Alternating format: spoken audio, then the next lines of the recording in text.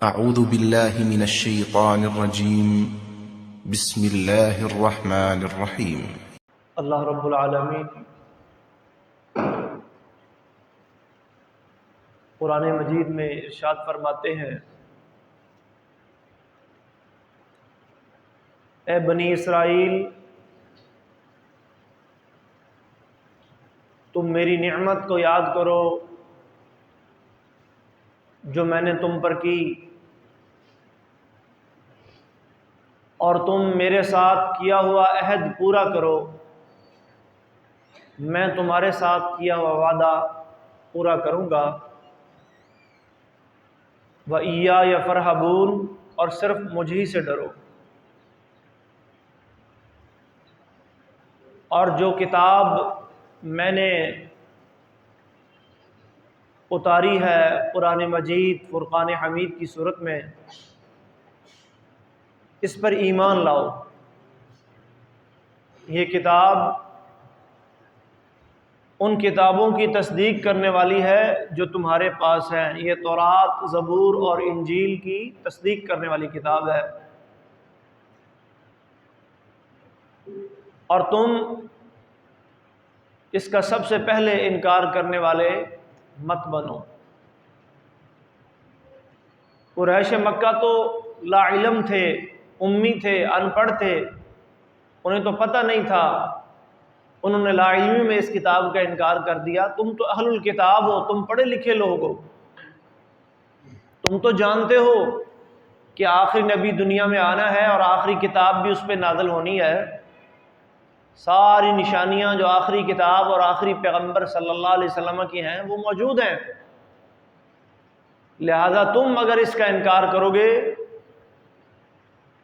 تو انکار کر کے اولا کافر، پہلے منکر مت بنو۔ وَإِيَّايَ فَاتَّقُونِ، اور صرف مجھی سے ڈرو۔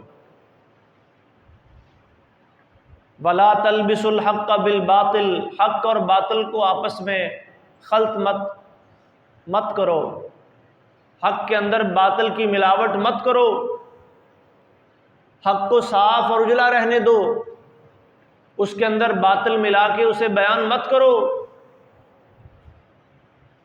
حق اور باطل کو آپس میں مت ملاؤ۔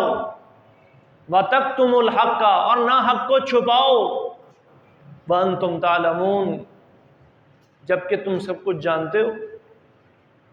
وَأَقِيمُوا الصَّلَاةَ وَآتُوا الزَّكَاةَ وَارْكَعُوا مَعَ الرَّاكِعِينَ، نماز قائم کرو، زکوٰۃ ادا کرو، اور رکوع کرنے والوں کے ساتھ رکوع کرو۔ وَاسْتَعِينُوا بِالصَّبْرِ وَالصَّلَاةِ، صبر اور نماز سے مدد حاصل کرو۔ وَإِنَّهَا لَكَبِيرَةٌ إِلَّا عَلَى الْخَاشِعِينَ، اور یقیناً یہ نماز بڑا بھاری اور مشکل کام ہے، لیکن اللہ سے ڈرنے والوں، دل میں اللہ کا خشوع اور خضوع رکھنے والوں کے لیے یہ کوئی بھاری اور مشکل نہیں ہے۔ أَتَأْمُرُونَ النَّاسَ بِالْبِرِّ وَتَنْسَوْنَ أَنفُسَكُمْ وَأَنْتُمْ تَتْلُونَ الْكِتَابَ أَفَلَا تَعْقِلُونَ، لوگوں کو نیکی کا حکم اور خود اس نیکی کو بھول جانا، ایسا مت کرو، حالانکہ تم کتاب کی تلاوت کرتے ہو۔ افلا تعقلون، کیا تمہیں سمجھ نہیں ہے؟ کیا تم سمجھتے نہیں ہو؟ نماز کوئی بھاری اور مشکل کام ان لوگوں کے لیے نہیں ہے، الذین یظنون انہم ملاقو ربہم، جو یہ یقین رکھتے ہیں کہ ایک دن اپنے رب سے ملنے والے ہیں، وانہم الیہ راجعون، اور لوٹ کر اسی کی طرف جانے والے ہیں۔ صحیح مسلم میں حدیث آتی ہے، نبی کریم صلی اللہ علیہ وسلم نے ارشاد فرمایا، الصلاۃ نور، نماز روشنی ہے، والصبر ضیاء، اور صبر یہ بھی انسان کے لیے ایک جگمگاہٹ اور جگمگانے والی چیز ہے۔ والصدقۃ برہان، اور صدقہ یہ دلیل ہے، برہان ہے۔ اور قرآن حجت لک او علیک، یہ قیامت کے روز یا تمہارے حق میں کھڑا ہو جائے گا یا تمہارے خلاف کھڑا ہو جائے گا۔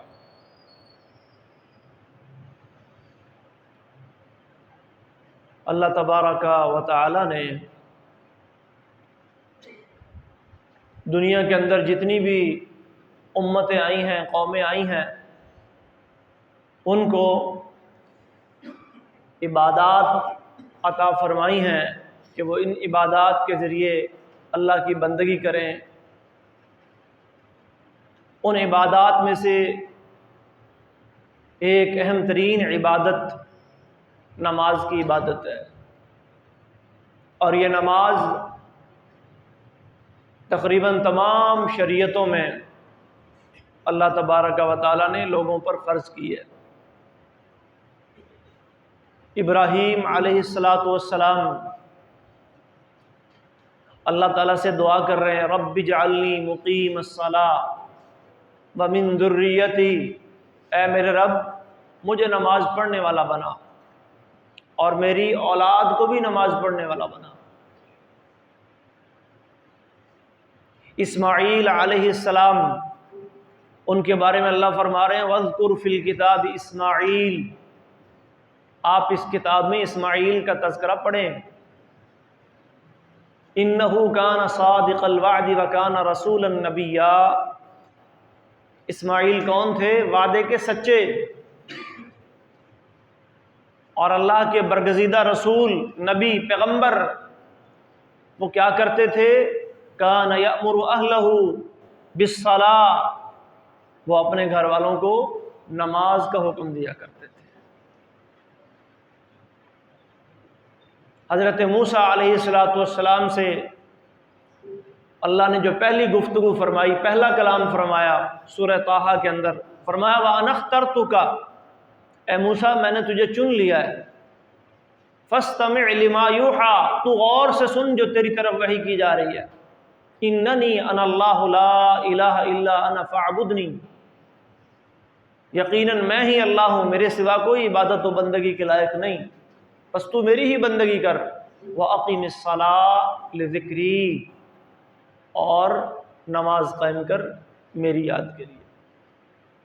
عیسیٰ علیہ السلام دنیا میں آتے ہیں، ان کی والدہ حضرت مریم علیہ السلام پر لوگ بہتان لگاتے ہیں، یہودی الزام لگاتے ہیں کہ یہ بچہ کہاں سے آ گیا، یا اخت ہارون ما کان ابوک امرأ سوء وما کانت امک بغیہ، نہ تیرا باپ برا آدمی تھا، نہ تیری ماں بدکارہ تھی، تو یہ بچہ کہاں سے لے کے آ گئی ہے؟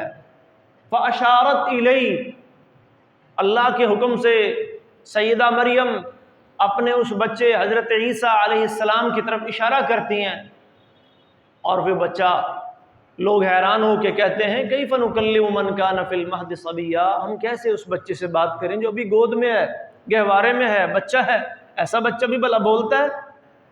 لیکن وہ اللہ کے نبی تھے، پیغمبر تھے، معجزانہ طور پر اللہ نے ان کو بلوا دیا۔ انہوں نے جو پہلی بات کی وہ کیا تھی؟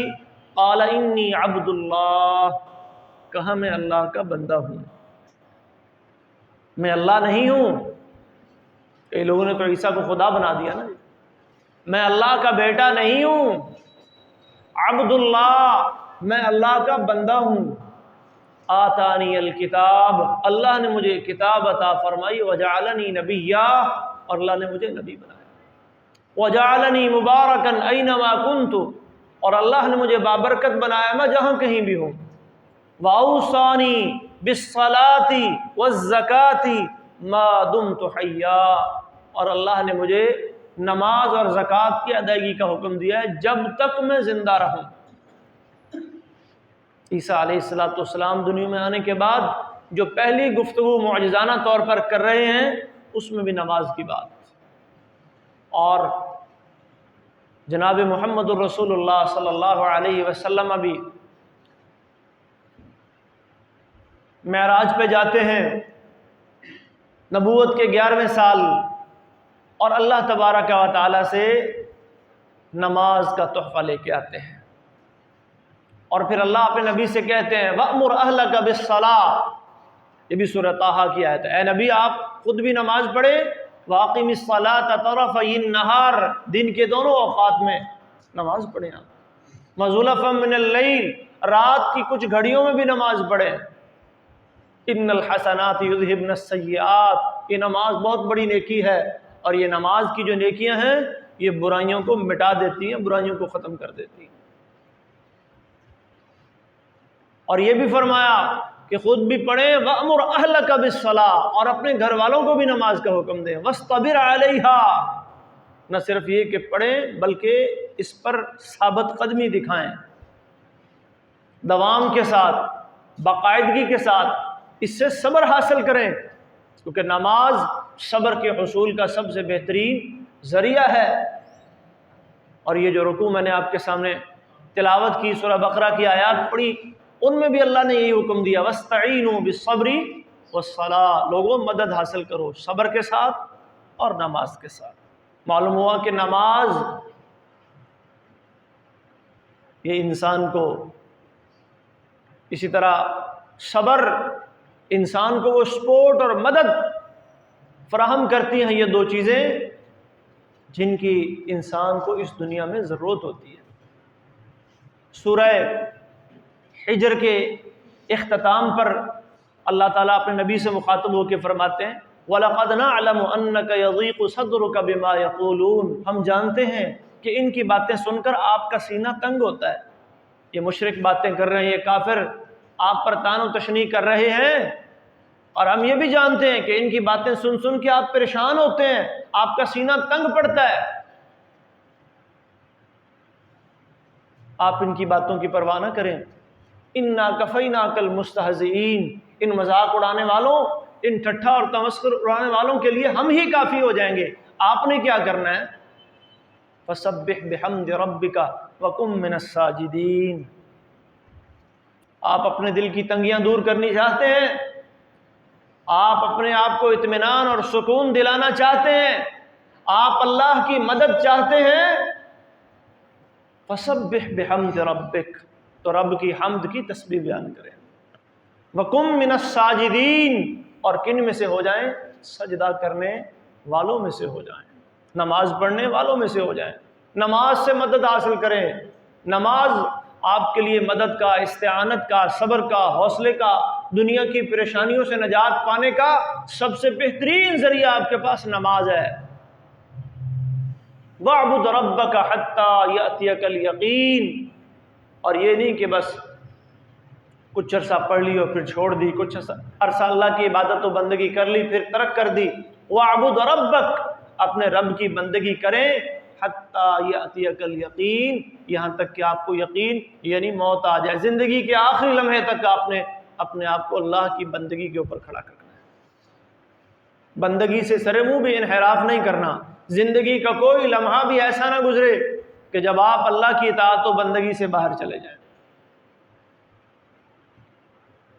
تو نماز اللہ رب العالمین نے دنیا کی تمام شریعتوں کے اندر فرض کی، اور امت محمد صلی اللہ علیہ وسلم کو بھی اللہ تبارک و تعالی نے معراج کے موقع پہ اپنے نبی کے ہاتھوں 5 نمازوں کا تحفہ دیا، اور یہ نمازیں نبی علیہ السلام پر جب فرض ہوئیں تو اس کے بعد زندگی بھر آپ پر جو بھی کیفیت آئی، جو بھی حالات آئے، جو بھی پریشانی آئی، جنگ کا موقع آیا یا امن سفر کی نوبت آئی یا اقامت کی، بیماری کی کیفیت آئی یا صحت کی، آپ نے کبھی بھی نماز کو ترک نہیں کیا، باقی معاملات ڈیلے کر دیے، ان کو آگے پیچھے کر لیا، اور ہمیں بھی کہہ دیا کہ بھئی اگر آپ بیمار ہیں، روزہ نہیں رکھ سکتے، فَعِدَّةٌ مِّنْ أَيَّامٍ أُخَرَ، دوبارہ رکھ لینا، اگر آپ حج پہ نہیں جا سکتے، استطاعت نہیں ہے، جب استطاعت ہوگی تو حج کر لینا، اگر آپ کے پاس نصاب نہیں ہے، آپ صاحب نصاب نہیں ہے، مال جمع نہیں ہے آپ کے پاس، آتا ہے ضروریات پہ لگ جاتا ہے، زکوٰۃ مت دیں، آپ اپنی ضروریات پوری کریں، لیکن نماز وہ عبادت ہے جس کے بارے میں نبی علیہ الصلوۃ والسلام کی تعلیمات یہ ملتی ہیں کہ ان میں کوئی ڈیلے نہیں ہے، یہ کسی کو معاف نہیں ہے، اس میں کسی کو چھوٹ نہیں ہے۔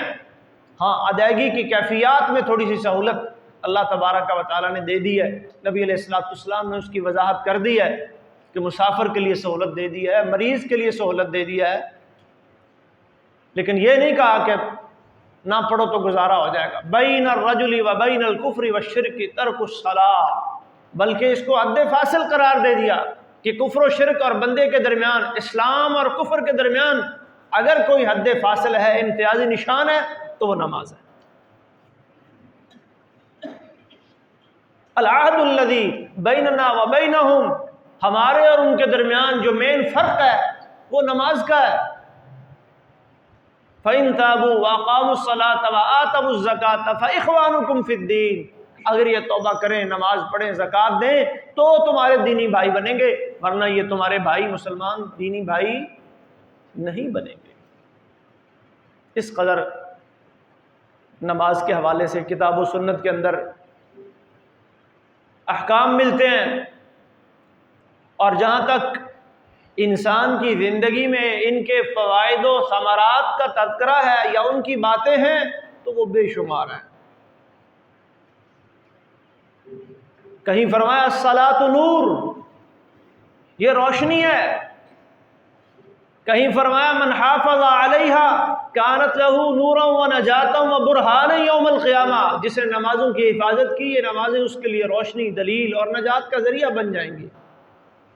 کہیں فرمایا نبی علیہ الصلوۃ والسلام نے الصلوات الخمس والجمعۃ الی الجمعہ ورمضان الی رمضان مکفرات لما بینہن، یہ نمازیں، یہ جمعہ سے جمعہ، یہ رمضان سے رمضان، یہ درمیان میں آنے والے گناہوں کا کفارہ ہے۔ نماز کو انسان کے گناہوں کا کفارہ قرار دیا۔ کہیں نماز کو رباط کے عمل سے ترجیح دے دی کہ نماز پڑھنے والا اور نماز کے لیے مسجد میں آنے والا اور مسجد میں آ کے نماز کے انتظار میں بیٹھ جانے والا شخص، وہ کون سا عمل کر رہا ہے؟ وہ رباط کا عمل کر رہا ہے، اور رباط بڑا عظیم عمل ہے۔ یہ وہ عمل ہے جس کے بارے میں نبی صلی اللہ علیہ وسلم نے فرمایا کہ رباط یوم فی سبیل اللہ خیر من الدنیا وما فیہا، کہ اللہ کے راستے میں ایک دن کا رباط، ایک دن کے لیے اسلام کی سرحدوں کی حفاظت کی ذمہ داری اور پہلے کی ذمہ داری ادا کرنا، یہ دنیا وما فیہا، دنیا اور اس کی ساری دولت سے، ساری چیزوں سے بہتر ہے۔ اور اگر کوئی نہیں جا سکا، اس مقام تک نہیں پہنچ سکا، اس کے بارے میں فرمایا الا ادلکم علی ما یمحو اللہ بہ الخطایا ویرفع بہ الدرجات، میں تمہیں نہ بتاؤں ایسا عمل جس کے ذریعے اللہ خطاؤں کو مٹا دیتا ہے، درجات کو بلند کر دیتا ہے۔ اسباغ الوضوء علی المکارہ، وضو کو پورا کریں طبیعت کے نہ چاہنے کے باوجود، وکثرۃ الخطا الی المساجد، مسجدوں کی طرف زیادہ سے زیادہ قدم اٹھا کے جائیں، وانتظار الصلاۃ بعد الصلاۃ، اور ایک نماز کے بعد دوسری نماز کا انتظار کریں، مسجدوں کو ٹائم دیں، وقت دیں، چاہ کے نماز کے انتظار میں کہ بیٹھیں گے، یہ بھی بہت بڑے اجر و ثواب کی بات ہے۔ اور نماز پڑھ کر اگر آپ اپنی نماز والی جگہ پہ تھوڑی دیر کے لیے بیٹھ جائیں گے، تسبیحات کر لیں گے، ذکر و اذکار کر لیں گے، تو یہ بھی بڑے اجر و ثواب کی بات ہے۔ فرمایا اگر نماز کے انتظار میں بیٹھے ہیں فذالکم الرباط، تو یہ عمل تو رباط ہے، اس کا تو ثواب اتنا جیسے پہرا دینے والے کو ثواب ملتا ہے۔ اور اگر نماز پڑھ کے بیٹھے ہیں تو فرمایا یہ عمل کیا ہے؟ رب کے نورانی فرشتے آپ کے لیے دعا کرتے ہیں، اللہم اغفر لہ، اللہم ارحمہ، اے اللہ اس کو بخش دے، اے اللہ اس پر رحم فرما، اے اللہ اس کی بخشش کا سامان کر دے۔ کون دعا کر رہا ہوتا ہے آپ کے لیے؟ فرشتے دعا کر رہے ہوتے ہیں۔ کہیں نماز کے بارے میں نبی علیہ الصلوۃ والسلام نے یہ فرمایا وجعلت قرۃ عینی فی الصلاۃ، میری آنکھوں کی ٹھنڈک نماز ہے۔ کہیں نماز کے بارے میں نبی علیہ الصلوۃ والسلام نے یہ تعلیم دی، نماز ضائع ہو گئی ایک صحابی کی، جماعت کروائی، پیچھے دیکھا 2 صحابی بیٹھے ہیں، نماز انہوں نے نہیں پڑھی، بلوایا، ہاں بھی تم نے نماز کیوں نہیں پڑھی؟ الستما مسلمین، کیا تم دونوں مسلمان نہیں ہو؟ عرض کی اللہ کے رسول مسلمان ہیں، لیکن ہم اپنے علاقے میں نماز پڑھ چکے تھے، پھر ہم آپ کے پاس آئے، ہمیں آپ سے کوئی کام تھا، ہماری نماز ہو چکی تھی، اس لیے ہم پیچھے بیٹھ گئے، ہم نے نماز نہیں پڑھی۔ اس موقع پہ پھر آپ نے مسئلہ سمجھایا، اذا اتیتما مسجد جماعت فصلیا، یہ مسئلہ بھی سمجھ لو کہ جب تم اپنی کسی اور جگہ پر نماز پڑھ کے کسی ایسی جگہ آؤ، مسجد کسی دوسری میں جاؤ، وہاں جماعت ہو رہی ہے، فصلیا معہما، تو پھر ان کے ساتھ بھی پڑھو، فإنها لکما نافلہ، یہ تمہاری نفل ہوگی، بیٹھنے کی جماعت ہو رہی ہے، بیٹھنے کی اجازت تمہیں بھی نہیں ہے۔ بندہ اگر کسی اور جگہ سے یا سمجھا کہ بھئی وقت تو ہو گیا ہے لیکن ٹائم ابھی نہیں ہوا تھا، گھر سے نماز پڑھ کے مسجد آیا یا کسی اور مسجد سے نماز پڑھ کے مسجد میں آیا، جماعت کھڑی ہے، اللہ کے نبی فرما رہے ہیں بیٹھنا نہیں ہے، ان کے ساتھ کیا کرنا ہے؟ نماز پڑھنی ہے۔ وہ جو پڑھ کے آئے ہو وہ فرض ہو جائے گی، اور یہ جو اب پڑھو گے یہ کیا ہو جائے گی؟ یہ نفل ہو جائے گی۔ یہ مسلمانوں کے لیے صبر اور استعانت کا بہترین ذریعہ قرآن میں اللہ تبارک و تعالی نے اس کو قرار دیا، اور اس کے محترم بھائیوں فائدے اور اس کے انسانی زندگی پر اثرات بے شمار ہیں۔ لیکن ایک سوال پیدا ہوتا ہے، وہ سوال کیا ہے کہ نماز ہماری زندگیوں پر وہ اثرات کیوں نہیں ڈالتی؟ نماز سے ہمیں وہ فائدے کیوں نہیں ملتے جو رب کا قرآن بیان کر رہا ہے، ان الصلاۃ تنہی عن الفحشاء والمنکر، کہ نماز انسان کو بے حیائی سے روکتی ہے، نماز انسان کو برائی سے روکتی ہے۔ اللہ کے نبی کے صحابہ نماز پڑھتے تھے، وہ برائیوں سے رک جاتے تھے۔ ایک صحابی کے بارے میں آپ کو بتلایا گیا جی مسلمان ہو گیا ہے، مسلمان ہونے سے پہلے اس کا پیشہ چوری کرنا تھا، یہ چور تھا اور یہ چوریاں کیا کرتا تھا، لیکن اب مسلمان ہو گیا، ابھی بھی عادت ہے اس کے اندر۔ فرمایا اگر سچے دل سے مسلمان ہوا ہے تو اس کی نماز اس کی عادت چھڑوا دے گی۔ تھوڑے دن بعد پھر وہی صحابی جو بتلا رہا تھا وہ آیا اور کہنے لگا جی اس نے چوری کرنا چھوڑ دیا۔ تو ایسی نمازیں ہماری کیوں نہیں ہیں جو ہمیں فحشاء سے روکیں، جو ہمیں منکر سے روکیں، جو ہمارے دل کو روشن کر دیں، جو ہمارے چہرے کو منور کر دیں؟ تراہم رکعا سجدا یبتغون فضلا من اللہ ورضوانا سیماہم فی وجوہہم من اثر السجود، رب کا قرآن کہہ رہا ہے کہ ان کے نمازیوں کے چہروں پر نشانی نظر آ رہی ہوتی ہے کہ یہ نماز پڑھنے والے ہیں، یہ نمازی ہیں۔ آپ انہیں دیکھتے ہیں رکوع کرتے ہوئے، سجدے کرتے ہوئے، اللہ کی رضا اور خوشنودی کے اندر، اس کے حصول کے اندر لگے ہوئے ہیں۔ اور آج ہماری نمازیں کیوں ان اثرات سے خالی ہیں؟ کیوں وہ فوائد جو اللہ کے نبی نے اور اللہ نے بیان کیے ہیں قرآن مجید میں، ہمیں نماز سے صبر کیوں نہیں آتا؟ نماز سے ہمیں وہ خوشی کیوں نہیں ملتی جو صحابہ کرام کو ملا کرتی تھی؟ نماز سے ہمیں وہ اطمینان کیوں نہیں ملتا جو اطمینان، جو ٹھنڈک اس کے بارے میں اللہ کے نبی نے فرمایا تھا کہ میری آنکھوں کی ٹھنڈک ہے؟ اور جب آپ پر کوئی پریشانی آتی تھی کان اذا حزبہ امر صلی، آپ نماز کے لیے کھڑے ہو جایا کرتے تھے۔ سنن ابی داؤد میں ایک واقعہ آتا ہے، نبی صلی اللہ علیہ وسلم نے ایک غزوے کے اندر دو صحابہ کی ڈیوٹی لگائی پہرے کے اوپر کہ تم نے آج رات پہرا دینا ہے۔ دشمن پیچھا کر رہا تھا تو دشمن کا ایک جاسوس آیا اور اس نے پہرے پر کھڑے ایک صحابی پہ تیر چلایا۔ ان میں سے ایک پہرا دے رہا تھا اور دوسرا تھوڑا آرام کر رہا تھا۔ جو پہرا دے رہا تھا اس نے سوچا کہ پہرا بھی تو دو رہا ہوں، رات کا آخری پہر ہو گیا ہے، تہجد کا ٹائم ہو گیا ہے، سحری کا وقت ہو گیا ہے، اپنے رب سے مناجات کر لیتا ہوں، رب سے باتیں کر لیتا ہوں، رب سے سرگوشیاں کر لیتا ہوں۔ وہ اٹھتا ہے اور اپنی طہارت کا اہتمام کرنے کے بعد نماز کے لیے کھڑا ہو جاتا ہے۔ ادھر سے دشمن آتا ہے، دور سے ایک سایہ دیکھتا ہے، تیر چلاتا ہے، اور یہ اللہ کا بندہ کیا کر رہا ہے؟ نماز پڑھ رہا ہے۔ تیر لگتا ہے، خون بھی بہتا ہے، اور اس قدر زیادہ بہتا ہے کہ خون بہہ بہہ کے قریب سوئے ہوئے دوسرے صحابی تک پہنچتا ہے. اس کو جب تری اور تراوٹ اور گیلا پن محسوس ہوتا ہے تو وہ اٹھتا ہے کہ یہ پانی کہاں سے آ رہا ہے. جب دیکھا تو وہ خون ہے، اور پھر اپنے ساتھی کو دیکھا ہے تو اسے تو تیر لگا ہوا ہے، اور اسے کہتا ہے اختصر، نماز کو مختصر کر، تیرے اوپر حملہ ہو گیا، تیرے اوپر تیر لگ گیا، دشمن نے تجھے تیر مار دیا.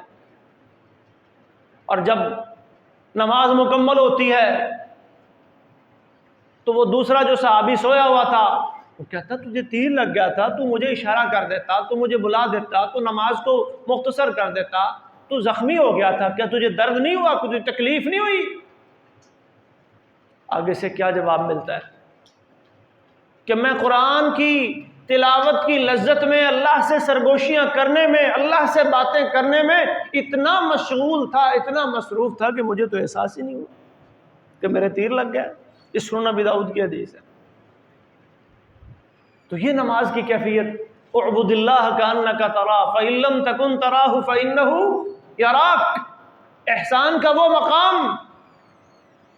تو آئیے دیکھتے ہیں کہ ہماری نظروں میں، ہماری نمازوں میں یہ کیفیت کیسے پیدا ہو سکتی ہے، ہم کیسے اس لذت کو حاصل کر سکتے ہیں جو رب کے ساتھ سرگوشیاں کرنے میں ہے، جو رب کے ساتھ باتیں کرنے میں ہے. تو محترم بھائیو، اس کے لیے سب سے پہلی بات جو ہے نا وہ یہ ہے کہ اخلاص اپنے اندر پیدا کرنا ہوگا، اپنے عقیدے کو مضبوط کرنا ہوگا، عقیدے کی اصلاح کرنی ہوگی، کیونکہ تمام اعمال کی قبولیت کا دار و مدار انسان کے عقیدے پر ہے. جب تک آپ کا عقیدہ درست نہیں ہے آپ کا کوئی عمل اللہ کی بارگاہ میں قبول نہیں ہے، اور جب عمل قبول نہیں ہے تو وہ نماز کے فائدے کہاں سے آئیں گے؟ صحیح مسلم میں ایک حدیث آتی ہے، نبی صلی اللہ علیہ وسلم سے ایک صحابی نے پوچھا ریاکاری کے بارے میں، آپ نے خطبہ ارشاد فرمایا، باتیں کی، سمجھایا، ڈرایا لوگوں کو. تو ایک آدمی آ کے سوال کرتا ہے کہ جی ایک انسان نیکی کا کوئی کام کرتا ہے، اور نیکی کا کام وہ اپنے نظر میں چھپا کے کر رہا ہے، نیت اس کی ٹھیک ہے، اللہ کی رضا اور خوشنودی کے لیے وہ نیکی کا کام کر رہا ہے، لیکن لوگ اس پر اس کی تعریف کرتے ہیں، اسے ایوارڈ یا ریوارڈ دیتے ہیں، اور پتہ چل جاتا ہے لوگوں کو اس کی نیکی کے بارے میں. تو اس کے بارے میں آپ کی کیا رائے ہے، آپ کا کیا خیال ہے؟ کیا یہ ریاکاری میں تو نہیں آتا؟ کیا یہ دکھلاوے میں تو نہیں آتا؟ کیا لوگوں کی تعریف کی وجہ سے اس کا عمل ضائع اور بیکار تو نہیں ہو جائے گا؟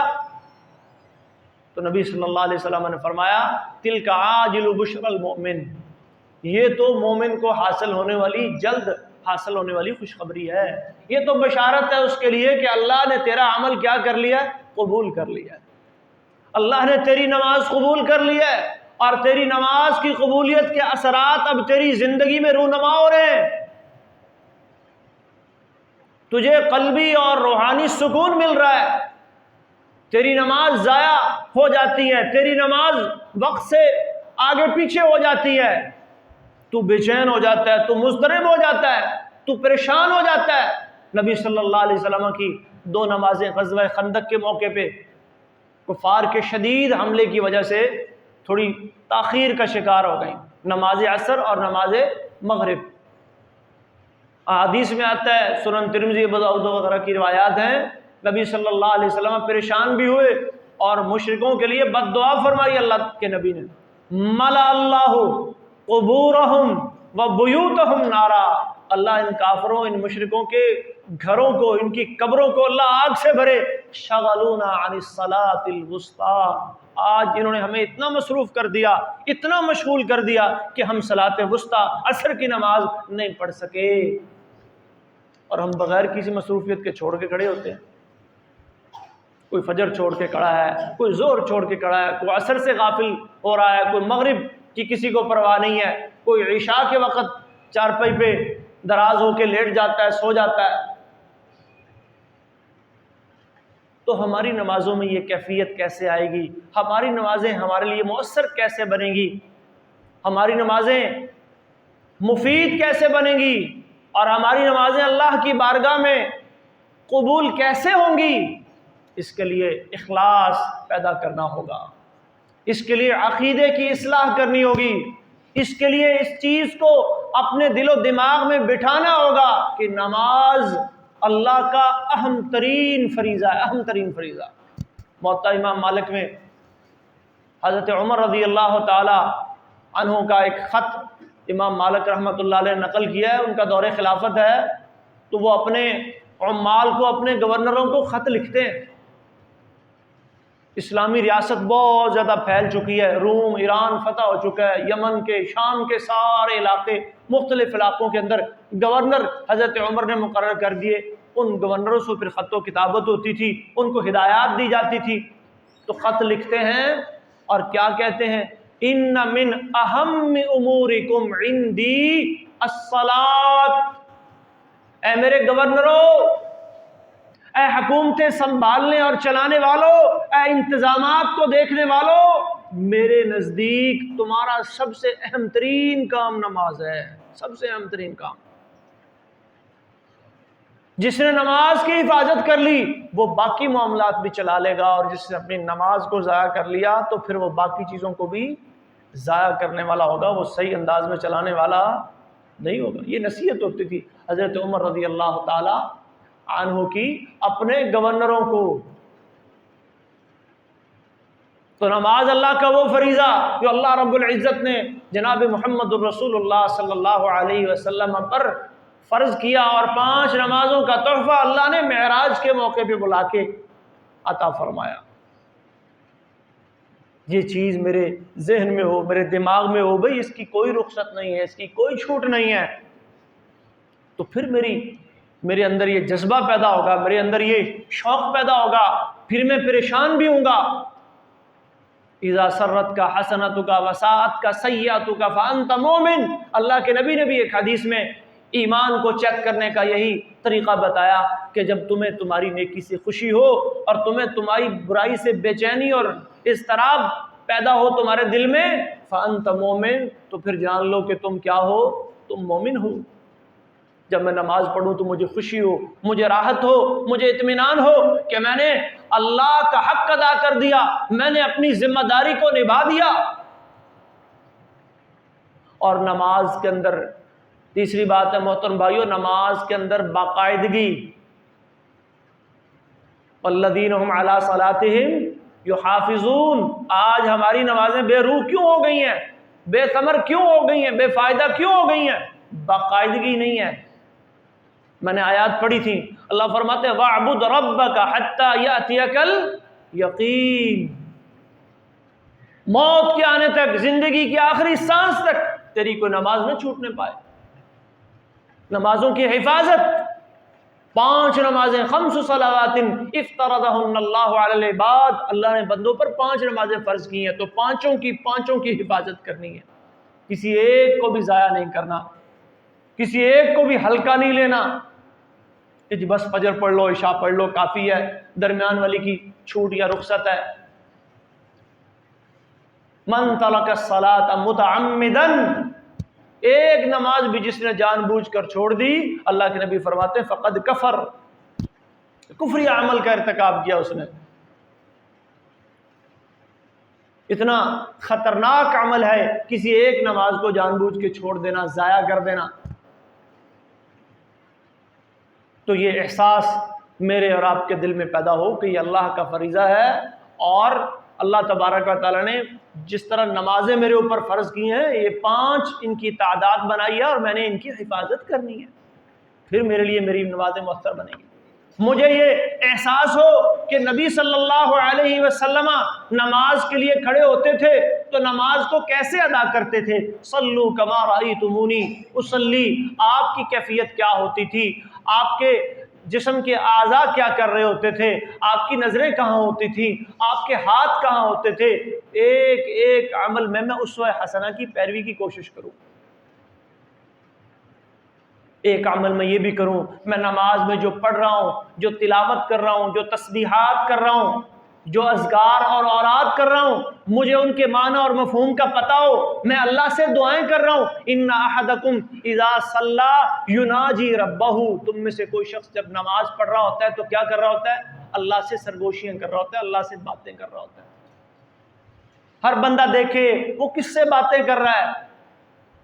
حدیث قدسی ہے، اللہ فرماتے ہیں قسمت الصلاۃ بینی و بین عبدی، یہ نماز تو میں نے بانٹی ہوئی ہے اپنے اور اپنے بندے کے درمیان، یہ تو گفتگو ہے میری اور میرے بندے کی۔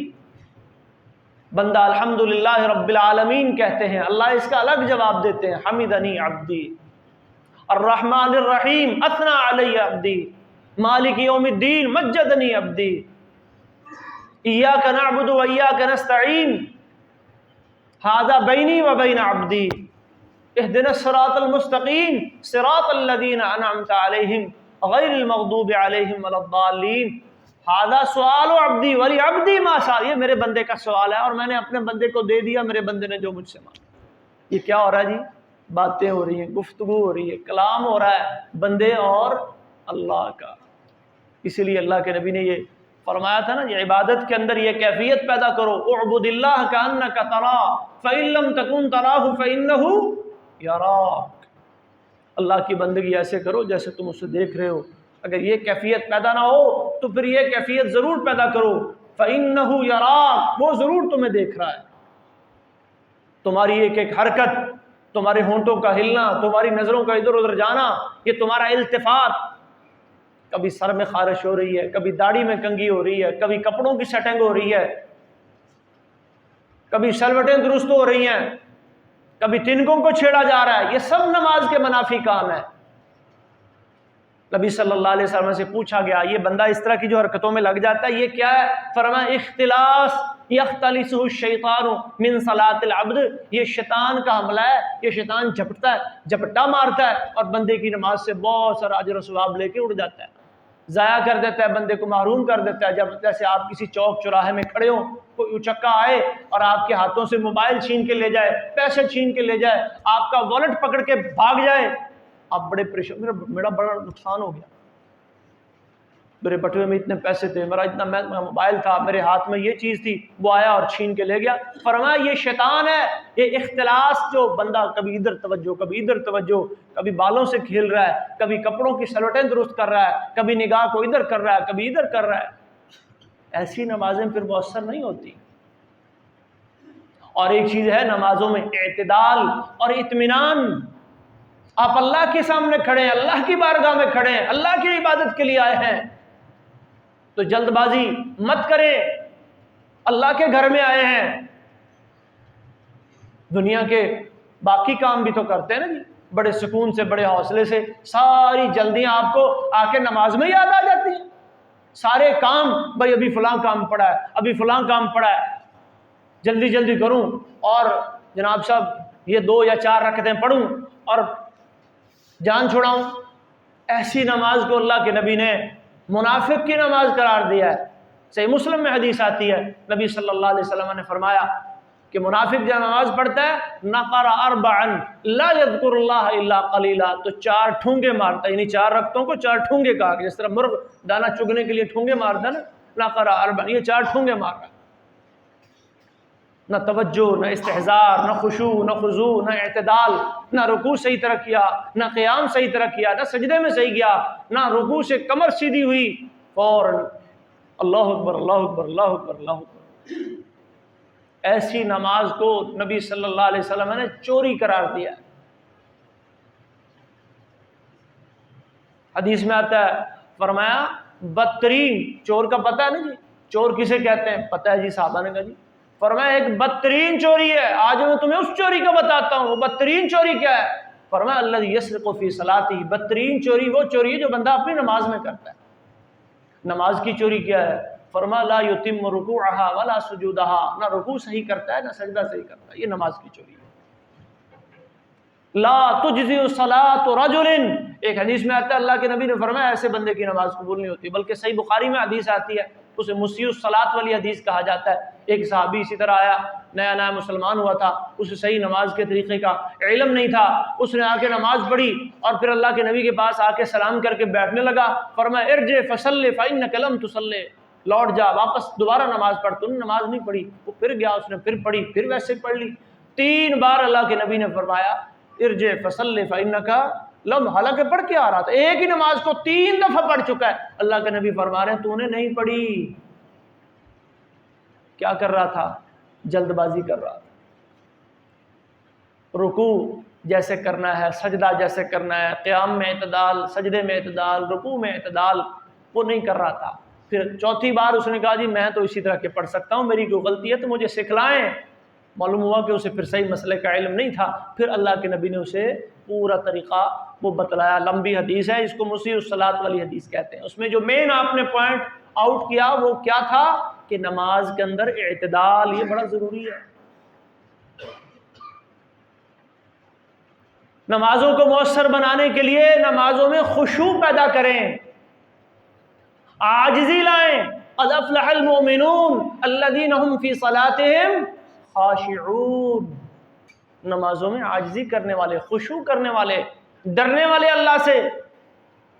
سنن نبی داؤد میں حدیث آتی ہے، صحابی کہتے ہیں میں نبی صلی اللہ علیہ وسلم کے پاس آیا، آپ نماز پڑھ رہے تھے، وفی صدرہ عزیز کعزیز المرجل، اور آپ کے سینے سے ایسے آواز آ رہی تھی جیسے ہنڈیا کھولتی ہے۔ تو میں نے غور سے سنا قریب ہو کے کہ کیا ماجرا ہے، اللہ کے رسول تو رو رہے ہیں، آنسو بہہ رہے ہیں، نماز پڑھ رہے تھے اور آنکھوں سے آنسو بہہ رہے تھے۔ ایسی عاجزی، ایسا خشوع، ایسی توجہ، ایسی انابت، ایسا استحضار قلبی اگر ہم اپنے دلوں میں لائیں گے تو پھر ہمیں بھی نمازوں میں سکون ملے گا۔ نمازیں ہمارے لیے بھی راحت کا سامان بنیں گی، نمازیں ہمارے لیے بھی تکلیف دور کرنے کا ذریعہ بنیں گی، نمازیں ہمیں بھی استعانت دیں گی، کیونکہ رب کا قرآن کہہ رہا ہے وَاسْتَعِینُوا بِالصَّبْرِ وَالصَّلَاةِ، تم مدد پکڑو، مدد حاصل کرو صبر اور نماز کے ساتھ۔ اس کا مطلب نماز سے بندے کو کیا ملتی ہے؟ صبر ملتا ہے، مدد ملتی ہے۔ صبر اور نماز سے بندے کو مدد ملتی ہے، بندہ مضبوط ہوتا ہے، توانا ہوتا ہے، اور نہ صرف یہ کہ دین دنیا کے کاموں میں بھی اللہ تعالیٰ چستی اور نشاط پیدا کر دیتا ہے۔ صحیح بخاری کی حدیث ہے، نبی صلی اللہ علیہ وسلم نے فرمایا کہ جو بندہ رات کو سوتا ہے نا تو شیطان اس کی گردن پہ 3 گرہیں لگاتا ہے، شیطان اس کی گردن پہ 3 گانٹھیں باندھتا ہے، اور ہر گانٹھ باندھتے یہ گانٹھیں مارنا اور یہ پھونکنا شونکنا یہ جادوگروں کا کام ہوتا ہے نا، وَمِن شَرِّ النَّفَّاثَاتِ فِی الْعُقَدِ، تو شیطان یہ کام کرتا ہے، ایک گرہ لگاتا ہے، علیکا نوم طویل فرقد، اللہ کرے ساری رات سویا رہے، اللہ کرے یہ غفلت میں پڑا رہے، مطلب یہ اٹھ ہی نہ سکے، نماز نہ پڑھ سکے، اللہ کا ذکر نہ کر سکے۔ اس طرح کی 3 گرہ لگا کر وہ بندے کو سلا دیتا ہے، تھپکی دے دے کے وہ سلا دیتا ہے۔ اچھا صبح کیا ہوتا ہے؟ بندہ اٹھتا ہے اور اٹھتے ہی دعا پڑھتا ہے، الحمدللہ الذی احیانا بعدما اماتنا والیہ، ایک گرہ کھل گئی۔ پھر اللہ کا ذکر کرتا ہے، اٹھتا ہے، وضو کرتا ہے، دوسری گرہ کھل گئی۔ پھر اٹھ کے فجر کی نماز پڑھتا ہے، 2 رکعت سنت 2 فرض ادا کرتا ہے، تیسری گرہ بھی نبی صلی اللہ علیہ وسلم فرماتے ہیں فَأَصْبَحَ طَيِّبًا نَفْسِ، ایسا بندہ جب دن کا آغاز کرتا ہے اس کا دل بڑا طیب ہوتا ہے، پرسکون ہوتا ہے، نشیط، اپنے کام کے اندر چست ہوتا ہے۔ اور اس کے برعکس جو بندہ وہ شیطان کی ان گرہوں کے نتیجے میں سویا رہتا ہے، غفلت میں پڑا رہتا ہے، فجر کی اذان بھی ہوئی نہیں اٹھا، نماز کا وقت بھی ہو گیا نہیں اٹھا، پھر دیکھا گھر والوں نے دیکھا کہ یہ اسکول کا ٹائم ہو گیا، دکان کھولنی ہے، جا کے دفتر جانا ہے، الارم لگا ہوا تھا 7 بجے کا 8 بجے کا، اٹھا، فرمایا اصبح خبیث النفس کسلان، یہ حدیث کے الفاظ ہے۔ ایسے بندہ جب دن کا آغاز کرتا ہے نا تو خبیث النفس ہوتا ہے، اور سارا دن کے کاموں میں کسلان، سستی چھائی رہتی ہے ایسے بندے کے اوپر۔ تو نماز تو مومن کے لیے ایک طاقت، روحانی اور جسمانی طاقت ہے، توانائی کا ذریعہ ہے۔ تو آئیں اپنی نمازوں کو باقاعدگی سے، حفاظت کے ساتھ، اخلاص کے ساتھ، اللہ کے نبی کے طریقے کے مطابق خشوع اور خضوع کے ساتھ ادا کریں، اور نماز کو اپنے کاموں میں سے زندگی کا اہم ترین کام سمجھیں، اہم ترین کام۔ یقین جانیے جس دن سے ہم نے یہ سمجھنا شروع کر دیا اور اس کے لیے وقت نکالنا شروع کر دیا، پھر یہ کوئی مشکل نہیں رہے گا، پھر یہ کوئی بھاری نہیں رہے گا، ہمارے معمولات ڈسٹرب نہیں ہوں گے، اور پھر ہم اپنی نمازوں کے اثرات اپنی زندگیوں میں دیکھیں گے۔ ہماری جسمانی زندگی، ہماری روحانی زندگی، ہماری قلبی کیفیت، اللہ تعالیٰ اس کو اطمینان سے بھر دے گا، सीमाहुम फी वजूहिहिम, ये अल्लाह रोशनी के आसार चेहरे पे नमूदार कर देगा, अल्लाह दिल को रोशन कर देगा। और क़यामत के रोज़ जब अल्लाह के सामने जाएंगे और हिसाब किताब का सिलसिला शुरू होगा तो नबी सल्लल्लाहु अलैहि वसल्लम फरमाते हैं इन्न अव्वल मा युहासबु बिहिल अब्दु यौमल क़ियामति मिन अअमालिही अस्सलाह। अक़ीदे और ईमान के बाद सबसे पहला जो सवाल अल्लाह ने करना है वो नमाज का करना है। यहाँ कामयाबी मिल गई, अगले मरहले आसान होते चले जाएंगे। यहाँ फंस गया तो अगले मरहले से इससे भी ज़्यादा मुश्किल होंगे।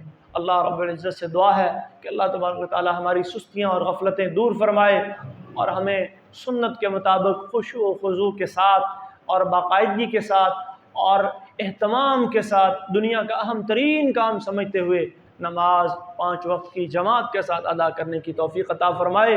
जो माएँ बहनें घरों में गफलत का शिकार हैं अल्लाह उनकी गफलतें दूर फरमाए, वो ख़ुद भी नमाज़ें पढ़ें और अपने औलादों को अपने शोहरों को भी जगाएं। अल्लाह के नबी ने दुआएं की हैं, रहिमल्लाहु इमरातन, अल्लाह उस बंदे पर रहम करे जो रात को उस बंदे पर भी रहम करे, उस बंदी पर भी, औरत पर भी रहम करे। बंदा उठता है वो अपनी बीवी को जगाता है, उठ अल्लाह की बंदी नमाज का वक्त हो गया नमाज पढ़ ले।